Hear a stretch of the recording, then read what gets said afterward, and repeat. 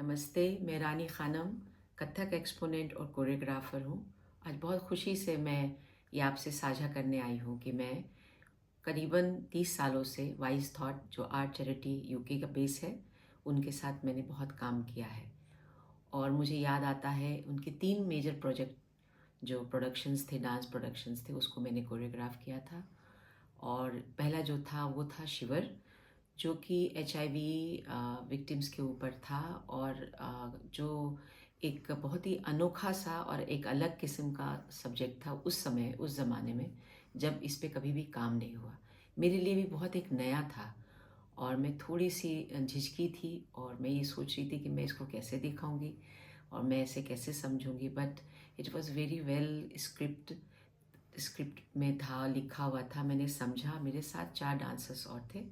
मैं कोरियोग्राफी के साथ-साथ उसमें एक पार्ट भी थी, मैं परफॉर्मेंस में भी मैंने परफॉर्म किया भी था। और कविता कृष्णमूर्ति ने भी बहुत खूबसूरती से म्यूज़िक किया था। इसके अंदर बीच-बीच में जो विक्टिम्स थे, उनके लिए ये भी था कि हम जो किस तरीके से एचआईवी इफ़ेक्टेड होती हैं, अलग-अलग ज़ोन की लेवल की विमेंस थी, औरतें थीं, वो चाहे अर्बन का था या हाई सोसाइटी के थे। उनकी अपनी कहानियाँ थी जो कि बहुत ही ज़्यादा मर्म थी और बहुत इमोशनल टच था। और अंत में ये भी कहा गया कि हम जो है वो सेलिब्रेट करेंगे और उससे निकलने की एक इनर पावर की बात हुई थी। तो वो उस ज़माने में ये इस पे काम करना भी अपने आप में एक बड़े ही सुखद अनुभव रहा है। और मैं बहुत खुश थी कि मुझे साउथ बैंक में इस प्रोग्राम को प्रीमियर हुआ था और मेरे लिए बहुत ही गौरव की बात थी। और हमने इस प्रोग्राम किया और बहुत ही अच्छे से हमें इसके बारे में फीडबैक मिला। और जो भी दर्शक आए, ऑर्गेनाइज़र्स आए, मीडिया आई, उन्होंने बहुत अच्छे से इसको रिसीव किया और एप्रिशिएट किया। कुछ समय के बाद मुझे एक और प्रोग्राम्स के लिए, एक और प्रोडक्शंस के लिए बुलाया गया। वाइस थॉट ने बुलाया और वो था अनटेंडर टच, जो कि domestic violence south Asian women के ऊपर बेस्ड था। और ये कमीशन था वीमेन ऑर्गेनाइजेशंस के लिए, वीमेन ऑर्गेनाइजेशन जो कि यूके में बेस्ड था।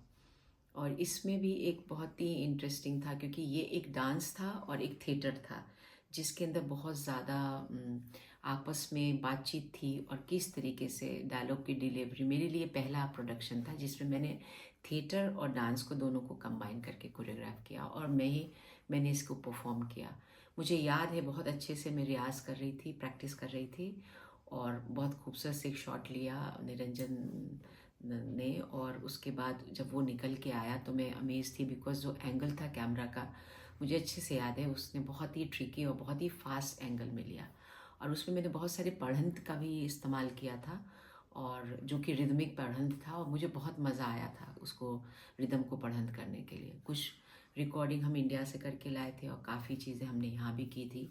तो वो भी एक अलग बहुत ही एक्सपीरियंस था और बहुत ही ज़बरदस्त था।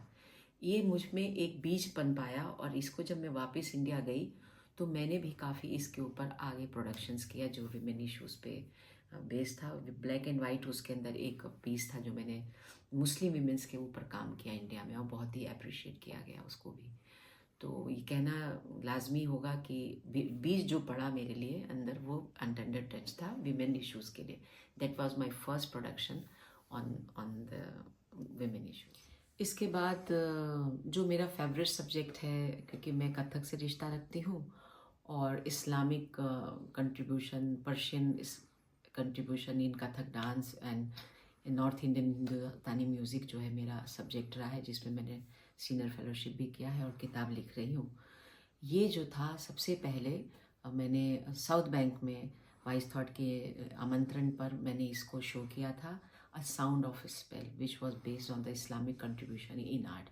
It was a very very big kind of production, जो कि मुश्किल भी था क्योंकि इस एक स्पिरिचुअलिटी और इस्लामिक का एक रूप था कि स्पिरिचुअलिटी को किस तरह से किया जाए। और मुझे नहीं लगता कि किसी ने भी उस समय तक, जो मेरी नॉलेज में था, कि इतने बड़े वास्ट जो कॉन्सेप्ट को डांस प्रोडक्शंस में लेने की कोशिश की गई और उसको एक वहद की तरह, जिसको हम मेडिटेशन कहते हैं, सूफियाना इंसाफ का, क्योंकि मेरे लिए कथक में एक चक्कर होता था पहले, मगर जब मैंने Islamic contribution sound of spell किया तो किस तरीके से अपने धुरी पे घूमते हुए उस चीज़ को, जो चक्र था यानी चक्कर यानी भ्रमरी हमें कथक में कहते हैं, जो कि आप टर्की के अंदर भी इस चक्कर को देख सकते हैं, वो उसकी पूरी एक जर्नी थी कि टेक्निकल से होते हुए हम स्पिरिचुअलिटी में कैसे उस मोमेंट्स को हम किस तरीके से कोरियोग्राफ कर सकते हैं.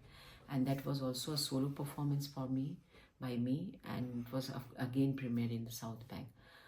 मुझे याद है अच्छे से, जब मैं डांस कर रही थी, एक पीस आता है इसमें जिसमें चक्कर का था, बहुत स्लो विलंबित लय यानी ठहरी हुई लय से शुरू था वो चक्कर, और मेरे ख्याल से 100-150 चक्कर थे, और मैं धीरे धीरे उसकी स्पीड को बढ़ा रही थी, और एक आलाप चल रहा था, डिफरेंट से तरीके का आलाप था, और उसमें एक फ्लूट का भी म्यूज़िक था, और मुझे मेरे जहन में आज भी वो बहुत ताज़ा है.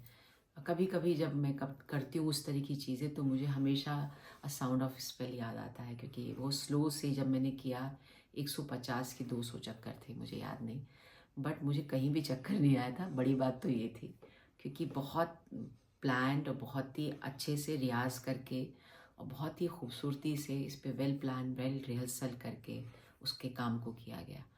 तो बहुत सारे चैलेंजिंग इश्यूज़ पे वॉइस आर्ट्स के साथ हमने काम किया है, और बहुत ही इसको हम एक कह सकते हैं कि उस वक्त में जो 25 साल 26 साल पहले का काम हुआ था, अब मुझे खुशी होती है कि बहुत सारी organisations, NGOs, dancers, individual organisations, groups इस सब्जेक्ट को बहुत ज़्यादा एक्सप्लोर कर रहे हैं.